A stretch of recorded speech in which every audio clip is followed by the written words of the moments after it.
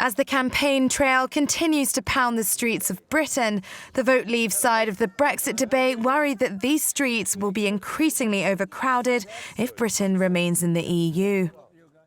For this government to go on pretending to the British public that we have any control over net migration into Britain when we have an open door to 508 million people, all of whom are European Union citizens as we are, is frankly attempting to pull the wool over the eyes of the British public. We have no control on the numbers of people coming into our country, and one of the main reasons I want Brexit is I want back control of our borders, I want our British passport back, and I want us to be able to put in place an Australian-style point system so we can choose who comes.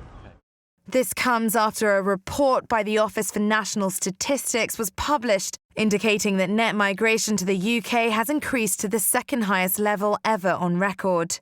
The statistics reveal that 184,000 migrants were EU citizens, whilst 188,000 were non-EU citizens, which Vote Remain campaigners are saying is evidence that leaving the EU is not the answer.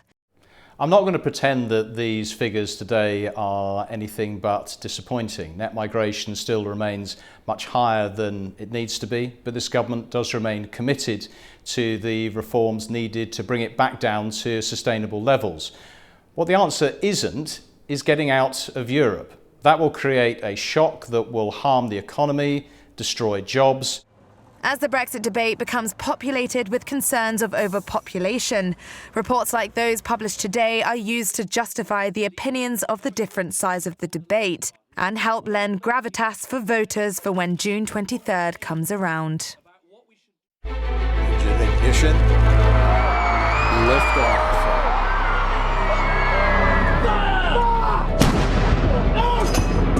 If you don't represent women in politics,